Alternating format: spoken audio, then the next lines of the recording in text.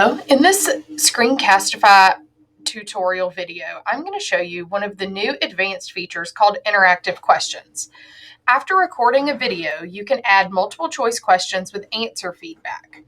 Right now, only multiple choice type questions are available and students do immediately see answer feedback. In the future, Screencastify will add additional question types and possibly make immediate feedback optional. To add interactive questions, after you've recorded your video, you always see this screen. And so once you get to the screen, you are going to click on interactive questions and it'll open a new tab. It might prompt you to sign in, and then you will sign in using your school Google account.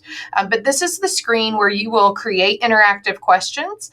And so you are simply just going to click where in the video you would like to add a question. So I can come over here and click right here at the 6-second mark, or you can drag this white circle to wherever you want to put a question. And you can play that video and hear it back so you know exactly where you want to place a question. So I'm going to use this 8-second mark here and hit add question at 8 seconds. And so this is the screen you'll see when you want to add a question to your video. And so I'm just going to put a random question here. What is your favorite color? Obviously, there's no correct answer to this, but we're going to pretend like there is for now. So I'm going to put green for answer 1, purple for answer 2. You do have to have at least 2 answers or answer choices, and then you'll select one of them as correct. And you do have to select one as correct in order to save it. So once I've selected a correct answer here, the save button turns this pink salmon color, and I'll hit save. And you can see that that question here is, what is your favorite color at that 8-second mark? You can also, once you've added questions, over here on the right hand side, you'll see it says list view. You can expand this by clicking this arrow, and you can see a list of your questions. And right from here, you can delete questions or you can edit them. So that's a great way to see all of your questions in one screen. And then you can minimize that again just by clicking that arrow. One thing to consider is you might think about adding a question at the very end of your video to ensure that your students watch the video in its entirety. They do have to answer each question. Like, they can't skip questions just to get to the end. They're going to have to answer those questions before they move on to the next question. So once you've got your questions created here, you can go to this share button, and you want to ensure that your share settings are correct so that your students can view those. And we went over that in a previous video. So do make sure that your share settings are correct so that they can see that.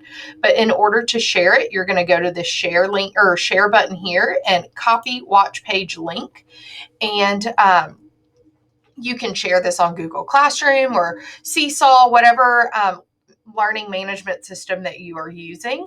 And then to view responses, you will click on this responses tab. And I've got 2 sample responses here. And you can see that originally, I only had 2 questions, and so both Lauren Rata and myself had a 100%, but I've since added another question, so it updated those student scores, and we can see here that they have not watched question 2. On this screen, you currently can only view the answer responses in a list, but coming soon, we should be able to see them by student and also by question. So we're looking forward to seeing that update when it comes out. Once students have watched the video and answered the questions, they can go back and re-watch the video, but they cannot update their answers. So once they've gotten it correct or incorrect, they can't go back and change that. If you would like to view these responses, let's say that you have looked at this for today and you've closed out of it and you come back the next day and you want to see those answers again. If you are I'll open up a new tab here just so you can see. But if you are on any website, wherever you are in the Chrome browser, you can always come up here to the Screencastify extension. And on this hamburger icon right here, we're going to click on that and go to My Recordings. And so I can see all of my recordings that I've used with Screencastify. So I'm going to click on this sample video because that's the one I have those questions in. And this is going to bring me back to that edit page. And so I'm going to click on interactive questions again. And this is where I've created questions. I've got the share link. I can come back to my responses here.